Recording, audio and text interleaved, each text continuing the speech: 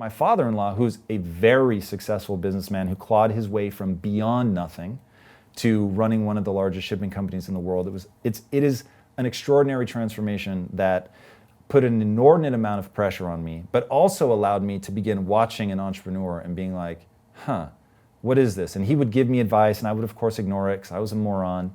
And I really can't stress that enough. People see me, the after picture, and don't realize I'm not being humble when I say that I acted in ways that were stupid. Like, there's just no two ways about it. You have this guy who went from a tiny-ass village in Cyprus to running this huge shipping company living in London, and he's saying, hey, let me tell you how I did it. And you're like, yeah. And then you just ignore it. I literally apologized to him because probably about 3 years after he gave me the advice, I was building my first company, and I was like, oh my God, he's right. So why did you ignore it? Because you didn't think you could learn something from him, or you didn't care about business at the time? The real answer is so pedestrian, but I will give it to you. So I was an employee at the time that he gave me the advice. And he said, if you want to climb up in a company, anytime you go into a meeting, you need to know more about the subject than anyone else. If you don't see the echo of that in the way that I interview people, then you're missing the through line. Because that became my whole interview style was, people told me I could never become a podcaster. And I was like, well, there's always room for the best. So where's the gap? People don't know anything about their guests. I'm gonna dive so deeply into these people that my goal was to get them to say something along the lines of, you know more about me than my own mother, which I got people to say many times. Who said you couldn't be a podcaster? I won't tell you. They're on my list. You know who they are. Okay. Of this, I assure you. You may have even had them on your show. Okay. He's a great human being, and he wasn't the only one, but he's. And the did one that on help the list. you to a certain extent?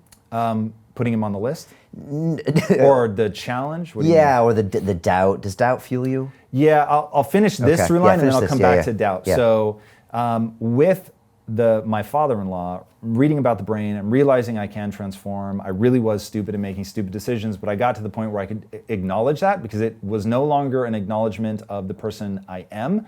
It's just where I was, and that I could go somewhere else. So that became easy to start accepting my limitations and my mistakes and start moving forward. And that's a powerful realization in itself. One that I would say most people watching and listening probably can never get to. That they are not stupid or they are not incapable, but where they are now it's not static, and they can be wherever they want to be if they adopt the right mindset. But a lot of people are just like, I'm no good, I'll never be good. I'll always be lazy. Yeah, that is traumatic part of life, number one. Traumatic part of life, number two. They don't want it badly enough. So even if they believe it, they will then start going, yeah, but I'm not getting anywhere. And I'll audit them and be like, yeah, because you're not working hard enough. So it's like, people just have to accept, if you're not getting the results you want, you've not learned the skills that you need to learn. It's just that simple. And why don't they want it bad enough? Because it's not really something that's important to their core? Or do you think some people will go throughout this life and never find anything to want bad enough? It's both, because you're never going to find deep desire. Like, all of this stuff has to be architected. So people mistake the human animal for having these things hiding inside of them, and I will just give you the punchline. They do not. So no one is born with a passion, right? You would imagine me saying that Steve Jobs was born with a passion for technology. What if he had been born 7,000 years ago, 50,000 years ago? Would he still have that? Would he be dreaming of the iPhone? No, of course not. So where you grow up is going to influence your outcomes far more than who you are. Like, this is terrifying. The greatest predictor of your future success is the zip code in which you grow up. It's not your IQ.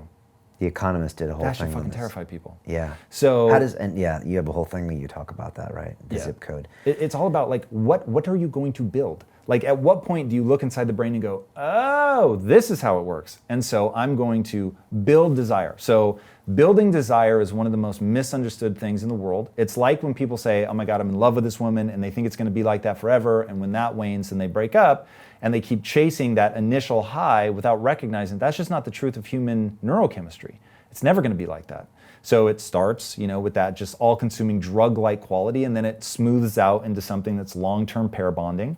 And you have to know how to ride those waves. So desire is very much the same. You have to learn how to fan those flames. You have to take an ember of interest and turn it into a raging inferno.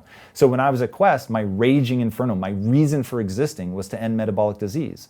Well, now I'm doing impact theory, and I'm not thinking about metabolic disease anymore. I'm thinking about the poor mindset, and I'm trying to save people from their zip code is an easy way to think of it. And so I fanned those flames, which was something I wasn't even thinking about when I was at Quest.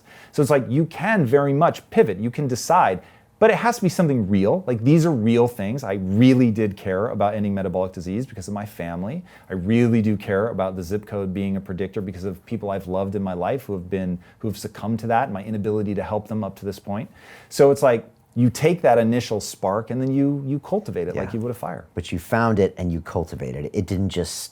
It wasn't something that was always going to be expressed in you if you could find the right place. Definitely not. And look, if I end up realizing that this is a waste of time or whatever, I could switch to something else. Because I understand the human as a biological creature. And this is where I just lost half your audience, because there are some people, they can't get behind that.